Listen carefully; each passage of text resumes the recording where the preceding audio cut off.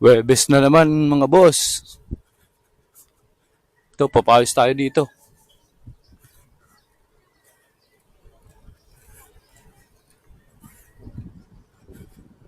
Medyo late yung labas natin ngayon. 6:10 na ng umaga.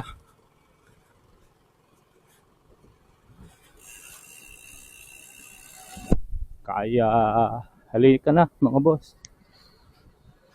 Papayos muna tayo. Saglit lang oh. Tara na. Let's go.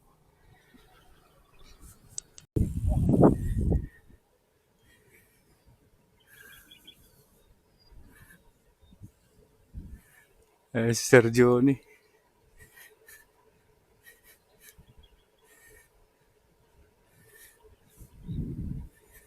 Marami din na-walking dito. Gusto pala nila yung may araw na. Ganda.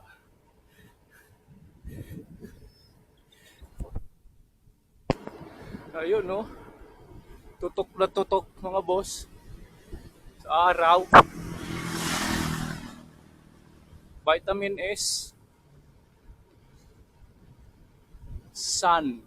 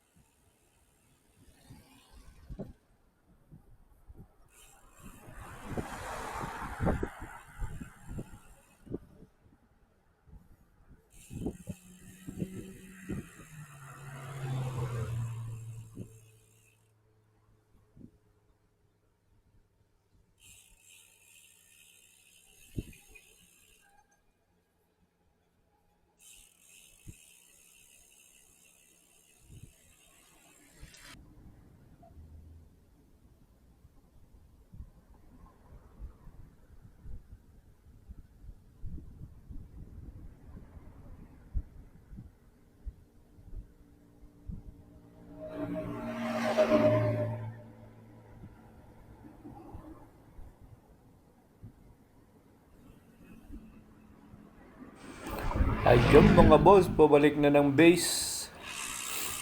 Medyo mainit na. Kaya balik muna tayo ng base. Pagkatapos magbike, tutulungan natin si Commander kasi gagawa siya ng suman. Ako yung mag-prepare ng dahon. Saka yung pagluluto ng malagkit. Actually, half cook lang yun. Tapos palalamigin. Tapos yun, babalutin na ng dahon. Itong mga dahon na ito kailangan initin para hindi mabutas o masira habang binabalot yung suman na malagkit. Yan, nagsisimula ng magbalot si Commander. Dito kahit hindi na gumamit ng gloves kasi yung yung dahon. Tsaka pag may gloves kasi medyo hindi madudulas. Tapos may hairnet naman siya. Para alam nyo na, hindi naman maiwasan minsan yung mga may nalalaglag na buhok kahit saan naman yan, pero mas maigi kasi mag hairnet kung gumagawa ng mga pagkain. Ayan tapos na ibalot ng dahon. Ngayon tinatalian. Kasi pag hindi tinalian, lumalabas yung mga malagkit. Kaya tinatalian. Dala-dalawa. Tapos nito, lalagay mo sa steamer. At maghintay ng 2 hours or 1.5 hours. Titistingan, pagluto na, edi patayin na yung apoy. Diba mga boss? Ito na yun mga boss. Sasalang na natin doon. Ito yung ginamit namin na steamer. Yung jumbo. Kasi hindi kasya sa large. Kaya bumili kami ng malaki. Kasi minsan maramihan yung ginagawa.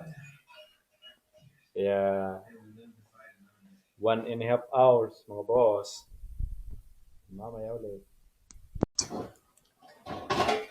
Ayan, good evening mga boss. Luto na yung suman natin, oh.